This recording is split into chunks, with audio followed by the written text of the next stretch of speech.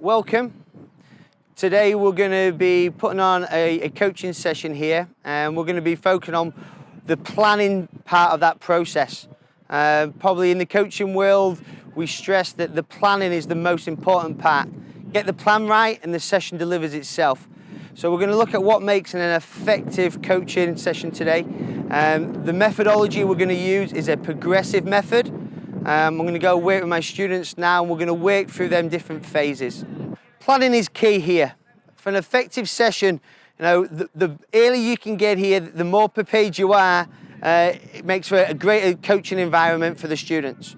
So today I got it here, I've moved the goals around, I've got my area set up. You'll see on the area that my warm-up, main activity and my final game, all my cones are prepared ready. They're all color-coded, so you'll see that the red cones are for the warm-up, the yellow cones are for the main activity, and the white cones will be for the final game at the end.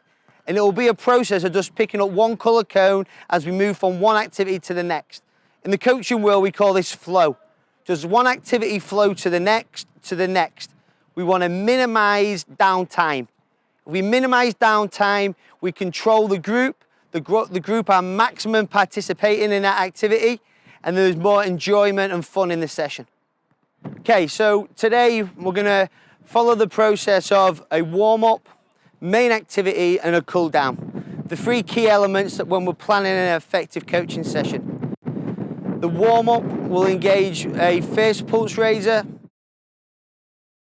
followed by a stretch, followed by a second pulse raiser. At that point, the players will be effective, ready to move on to the next stage. The main activity today, like we've already said, is going to be a progressive method. For this progressive method, we're going to introduce a technique first. So we're going to look at the pure technique in isolation. We're going to then progress that technique into a skill. So putting the players under pressure to show a real life game experience. And then the final stage of that will then be put it into a game. Can they produce them skills that we've worked at throughout the main activity into the final game? And then we'll wrap it all up with a cool down to make sure that the players are good to leave. Okay, so you're just going to dribble at the mannequin here, dribble at the mannequin, fake one way, go the other, and make a pass. Important. Key coaching points here. Change the direction, change your speed. Change your speed to get away from the defender. Eventually this defender will be moving. Okay? So at the mannequin, step fake, drop the shoulder, bend the knee, sell the move, push the ball past the mannequin, and then make a pass. Okay? First two up. Ready? Play. It's all right. Here we go then, boss. At the mannequin. Step one way, go the other. Well done.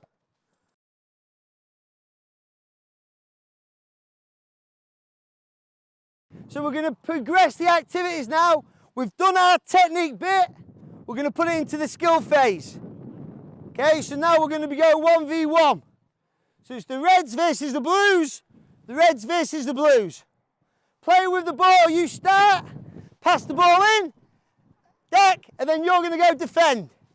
Alex, you become the attacker. Slow it down, hold it there, stop, stand still. Now Alex, if you beat Deck, you've got to dribble over that line to score.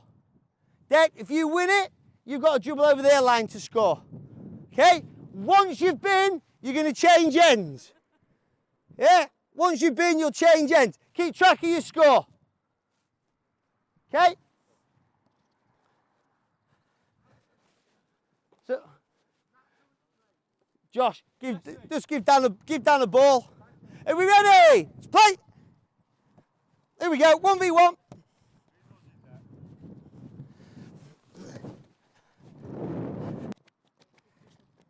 Excellent, Mitch. Well done. Okay, so just quick here. Yeah, Mitch just did an excellent one. Just come out, Alex, just come out a sec. Gives the ball, I'll be the attacker. So we've talked about moves to beat the defender. We've talked about selling the move, dropping the shoulder, bending the knee, and then pushing it past and accelerating. Okay? Mitch just did a fantastic job. You probably don't even know what he did, he just did it naturally. Okay? But he created space for himself. So he came in here, the defender came across. Come on, Alex, coming across. Yeah. He came in here, he faked, the defender went there, and then he went straight past the defender into this space. So he got off that straight line. Okay, because if I stay straight, come in the middle again, Alex, I've only got a small window of opportunity on each side. So we drive one way if we can, force the defender here, maybe I'm going to go there, now I create some space to go back. Change the direction, change the pace. Beat the defender. Once you beat the defender, you've got to go. Otherwise, he's going to tackle you. Are we ready? Play! Okay, we'll go to the last part of the session then. We'll progress it to the game phase. So we know that we're going to add a condition here. Yeah, the condition based on the activity.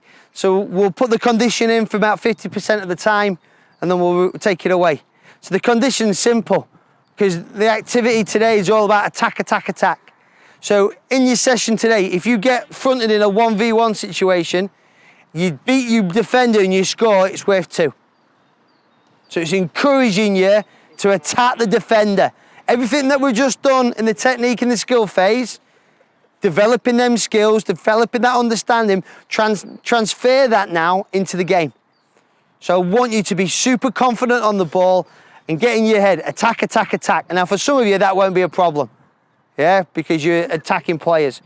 But in the game, as soon as you get that 1v1, especially in the attacking half, if I can get at the defender, beat the defender and shoot and score, it's worth 2. Okay?